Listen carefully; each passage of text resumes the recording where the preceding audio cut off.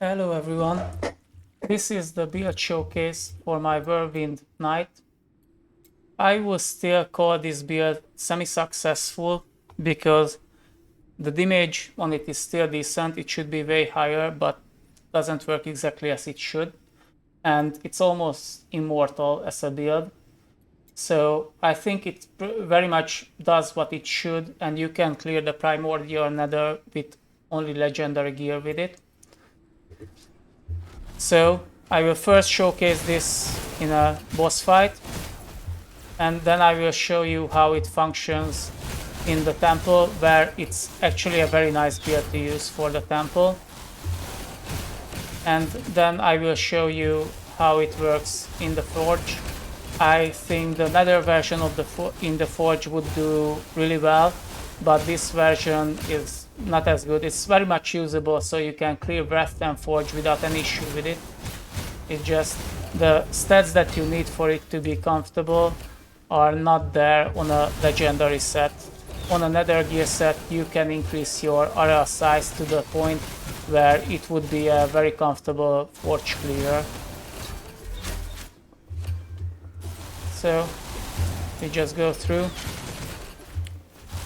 and as you can see, the build, the main thing how it works is you don't use Whirlwind permanently, but you use a high movement speed to go to each of the portals, and you don't bother hitting anything until you get there, and then you pull in every mob that is around you and clear the portal, because the whole game evolves around clearing these portals, so there isn't much point clearing the mobs while you are going there. You just want to clear the portal itself. And as you can see, even my mastery levels are still not at maximum with this, so this is very much an ongoing build that I did after I 100 leveled my knight to 100. But it's good enough that you can clear pretty much everything in the Primordial Nether and in every other part. So as a build, it feels very nice to use, so I never had any issue with the build as in survival, or even damage wise it's not an issue, but the main thing I build around is simply doesn't work. So that's a bit disappointing, because if everything works as it should, then it would mean that I would 100% every mob for their maximum life in a single second, or in a fraction of a second more likely. But this effect simply doesn't work for Whirlwind, so I will explain what was the idea behind the build and what other things I did that are also working well. So right now what you see is pretty much how the main effect that I build around doesn't work. I need to go back to that Reaper. But everything else works so well that the build is still successful.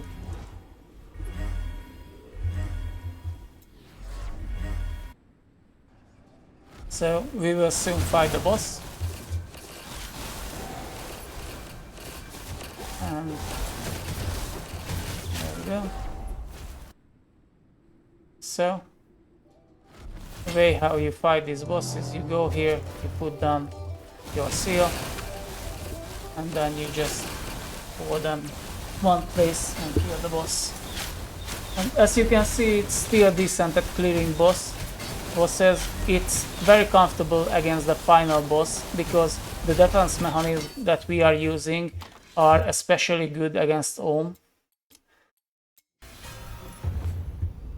Since Ohm's specialty in attack is that in every phase transition it will set you to 1 health and 1 shield. But the way our defenses work is that we still pretty much have all our defenses when he does this phase transition, so he simply cannot one-shot us. So I will show you quickly what this build was built around that doesn't work. And this is the Soul Eating Mantle.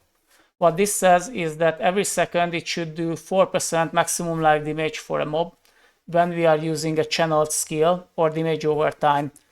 What I wanted to do is, because damage over time is an indirect damage, it's relatively hard to scale it, since you can only do crit and ancestral strike to scale that damage. So I thought that instead I would look into the channeled skills, and Whirlwind is a channeled skill that I think I could build around, and it should get this effect. Now, what this doesn't tell you, and what they told me on Discord, is bosses get a 90% reduction from this effect, which is stated nowhere, so that's already an issue. So we only get 0.4% enemy max life against bosses. And I thought it would mean every hit I would get 0.1, because the Whirlwind does 4 times damage a second. But instead this does 1 time a damage a second, and 3 of your Whirlwind won't activate this simply. But that should still work fine. The only thing that this means that the melee recast chance, the 100% melee recast chance I have, doesn't have an effect on it. So that's another issue that it should have. But it still shouldn't be enough, because I use Dark Ritual to get 50% increased damage for my Whirlwind. And I also have damage multipliers on my Whirlwind. This is a 125% increase, and this is a 45% increase. So the way it says that this is an added damage, an additional damage equal to 4% of max life, is the very same phrase that they use here, additional damage equal to 31% of your current light shield. So in theory, these two should work the same way, but they don't. This additional damage gets the skill multipliers, and you can use it, but this, and you can get the imbue effect as well. But this damage effect, because they said that because this is a percentage, even though this is a percentage as well, this doesn't get this. So again, we are lacking a lot of multipliers that we should be able to use with Whirlwind. So the only thing that we have left is the critical strike and ancestral strike damage. As you can see, those are very high numbers for this build. So even if that's the case, then this is a 10 times multiplier, and this is a 4.5% multiplier. So this means that even if it's true that what they are saying, then this should be still around 15% max life damage against bosses. And as you saw it in the boss, this effect clearly does not apply to the bosses, and they don't simply take this damage. So that's why I say that this doesn't work, because with every excuse on the world that they told me on Discord of what things doesn't work with this, even after all of this should still be a 15% max life per second on bosses, and this simply doesn't apply. This effect doesn't work on Whirlwind. I think Whirlwind doesn't count as a channeled spell for this effect. That's my theory right now. And I think you shouldn't use this Soul Eating Mantle, because it's not a damage increase. Instead, what you should do is, I have my back avoidance effect on my chest. You should put it as your normal back, and here you can use a bracer effect, where for critical strike they get a debuff, and after 2 seconds they take extra damage from your critical strike. That's a very big effect if you are using this level of critical strike and ancestral strike damage multipliers. So that should, in my estimation, at almost double your damage compared to mine. So I would recommend using that bracer effect. But even so, I still not willing to use it, because this increased radius for Goldus, Slormite, and everything find is so huge that I'm willing to sacrifice half my damage just to get this effect on a legendary set. Okay, I will show you the temple and the forge quickly. This is actually very good at clearing the temple, as you will be able to see. And that's because in the temple, everything spawned very near around you, but there isn't much mob, there isn't that many mobs, and they are very sparsely set out. So you can able to suck in every mob that you have near you, and they are pulled into your Whirlwind, and you can almost instantly clear them. You don't need to aim or anything, you just run through the map. So I would say that this is very good against the Temple, because there is a few mob types, as you just saw there, that are immune to this pull effect. There is like 3 or 4 mob types where it doesn't work, but for everything else you instantly pull in and you just hit and kill. So again, for some reason there are some elites that are immune to it, but for the rest you instantly one shot and you can go on your way. So I think that this is roughly on par with my auto bomber set. I like both of them for Templar clearing, and this is good enough for me. For the Forge, as you will be able to see, it's good at clearing the Forge, but you would want preferably a full Nether set, because then you can increase the area size by another 100%. And that would mean that, as you can see, this is the limit where they are getting pulled in. With another 100%, it would be the entire screen. And that would mean if you simply stay here in the middle, then every mob will be pulled in without you moving. So, as you can see, you are fine at clearing the Forge, but it's not as auto clear as my other builds that I showcased. So I would still recommend this for Forge clearing. You can do Forge 10 without any issue. It's just not as super comfortable as other builds can be in this case.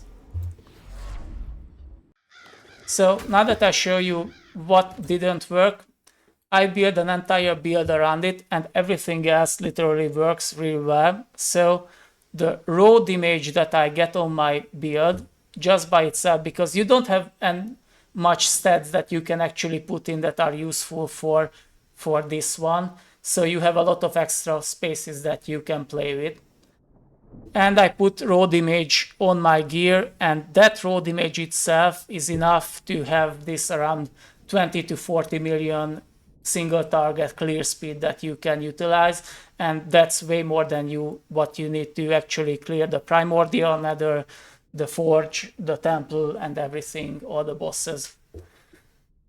I won't show you the on fight because that's a spoiler, but when I explain you the defenses, you will see that this is a very nice build to have against Ohm, because his main thing that it will reduce you to 1 health and 1 shield won't work against the defenses that we have.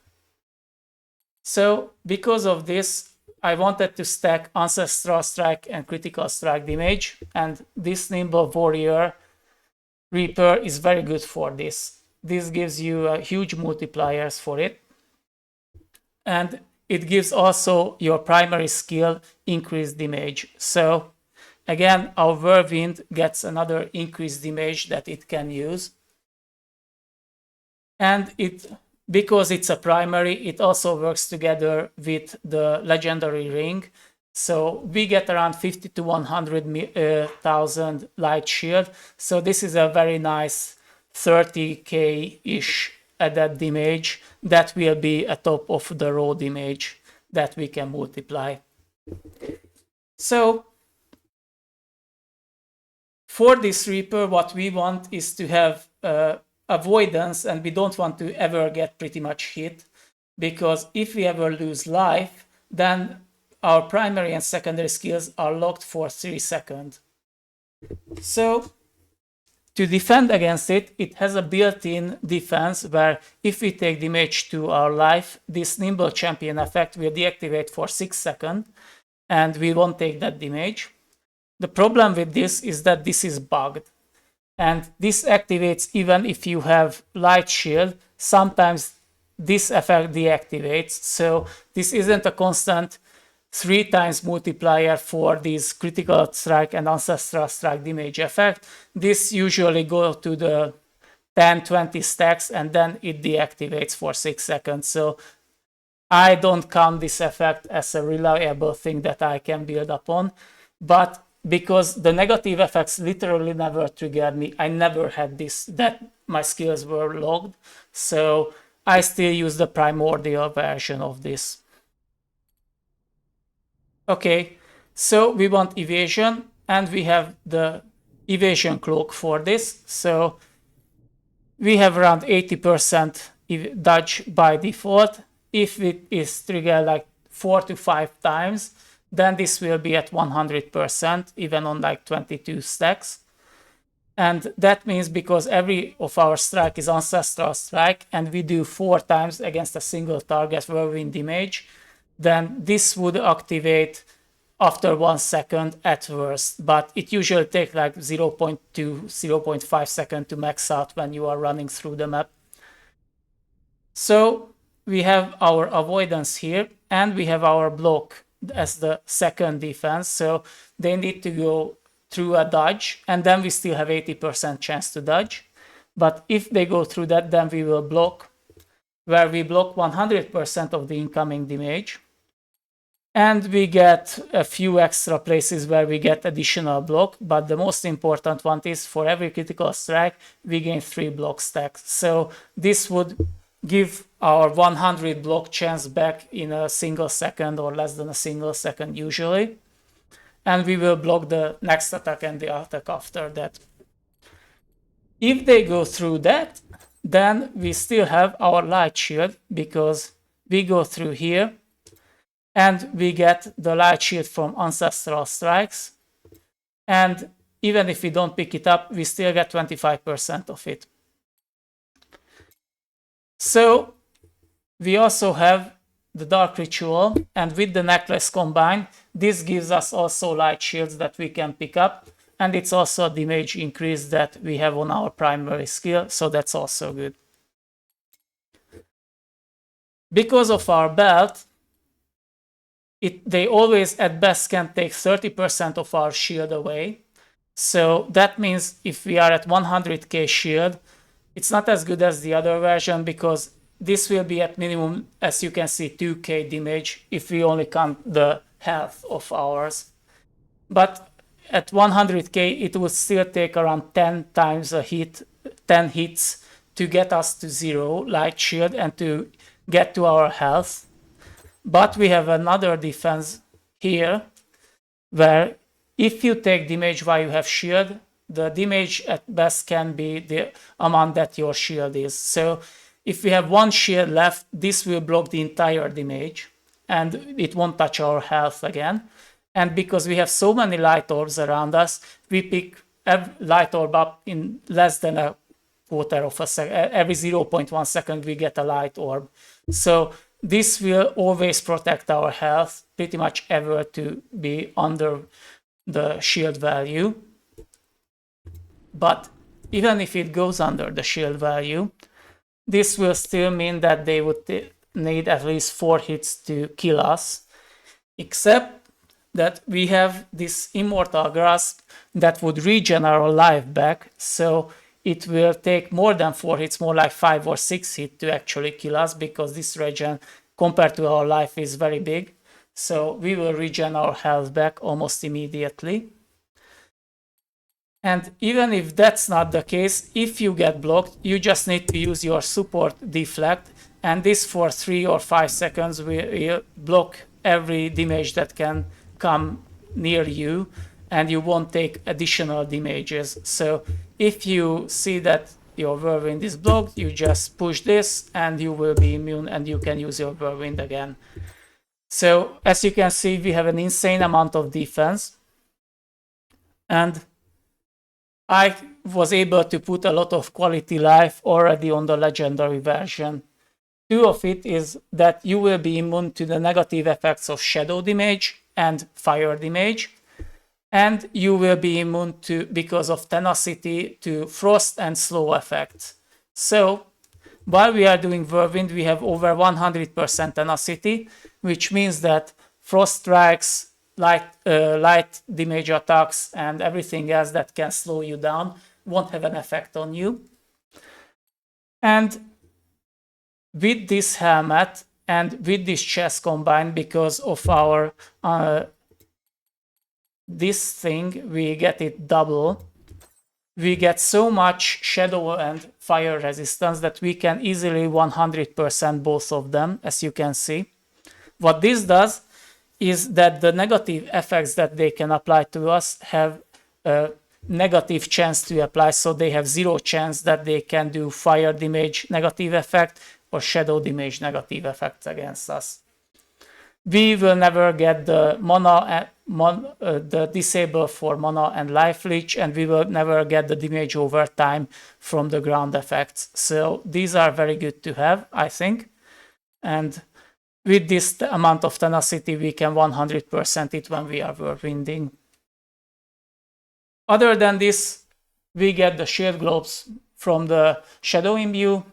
This is a nice amount of armor penetration, so we can spare some gear slots. This is a very important for getting your Goldust and Slormites and everything. This is a good regen. Again, when your health is attacked, this will regen it back. It never activated for me. It's just nice. You don't need this legendary. It's just nice to have. Again, this is a good damage increase that you can get. And this is a very good movement speed multiplier, because this is a multiplier, not an other movement speed effect.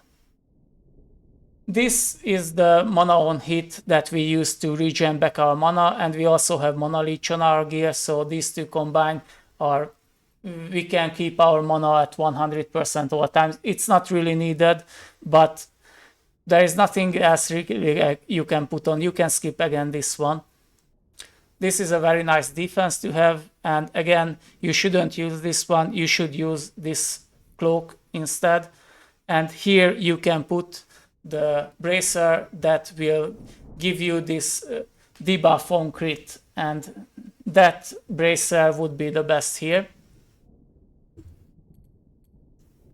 For Ultimatum, I'm using damage to elites because, again, it spares us a few slots, and we can use a rune here that increases this effect to almost double it, so this will be around 70-something% increase for elites. And if you want to be tankier, then you can use Thornbite instead. I never felt the need for Thornbite, but you can use it if that's what you want. I think both of them are absolutely fine, so do whichever you are more comfortable with. If you want even more tanky, to be even more tanky, then you can use the retaliating foresight to be immune to even more effects. But I think this is an overkill, considering you are already immune to shadow, frost, lightning, lightning and fire. So pretty much every effect you are already immune. I wouldn't bother with this one. So this is the gear setup. On your gear, you should focus on ancestral strike, critical strike, and arrow increase size. And other than that, just put on raw damage, evasion, and you are good to go. You will see it in the build that I linked. Okay, let's go through the stats, the attributes. This is the important one. This gives you a nice chunk of extra Reaper damage. And because of this, you want to have absolutely 0 extra points on your ancestral legacy. You want this number to be as close to 0 as possible. So as you can see, I have no points on here, and I have no points in here. Because I don't use these two, I'm not putting any points in it to increase this further. So on ancestral legacy, you want these two effects. These are nice. And this is another extra multiplier for tenacity, evasion, and added tenacity. And elite damage reduction shouldn't matter, but it's nice to have. Again, you need the Dark Ritual here because this is the best skill increase that you can get on the entire tree. And these were the stats. Let's go through the skills. Whirlwind, we get the multiplier for movement speed, and from the Whirlwind increased damage, where we have minus armor and elemental resist, which we don't care about. this is the effect why you want to have increased area of size, because Whirlwind itself doesn't have the area of effect tag. So the Whirlwind damage itself will be very tiny, always around this much. But with this effect, you will be able to pull in the entire screen to actually be able to hit it. That's why it's important that you use this one. This is the extra tenacity, and this is the block that we get. The only reason why we have crest shield on the second is to get this basic amount of block and this block per second from it, and that's all. On the deflect, we are getting the block per second out of it and the block stacks that we get after blocking. And this is a pretty nice amount of extra damage from blocking, but it's not essential. Again, this retaliation is not something that we use. Maybe you can use this one, I guess, to have 100% retaliation, and it will be a damage over time. Neither of them is very useful. I guess you should use this one. Here we stun everything that we actually block, so they cannot just hit us so many times a single mob, because it will be stunned for 3 seconds. And we reduce the damage to by 100% instead of 90%. And this will double the chest item stat. And this is why I said that you can use this with just a normal legendary chest item. You should get the evasion one if you don't have the nether gear for it. You will have less crit chance and less ancestral strike chance, so you won't be able to 100% it. It will be around 70%, I think, and that's still a usable build. But this should be the first thing that you go for, because with this you can 100% your ancestral and critical strike chance. Again, 100% elemental penetration is mandatory. Shadow res, fire res good. Tenacity for quality of life, and we can get a bit more than 100% area increase size. On nether gear you can add easily another 150 to this or 110% to this, and that would mean that the entire screen will be pulled in when you are doing your Whirlwind. Melee recast is again useful because this pretty much doubles your damage, and that's what we are using it for. So this was the build. I hope you enjoyed it. Take care. Bye.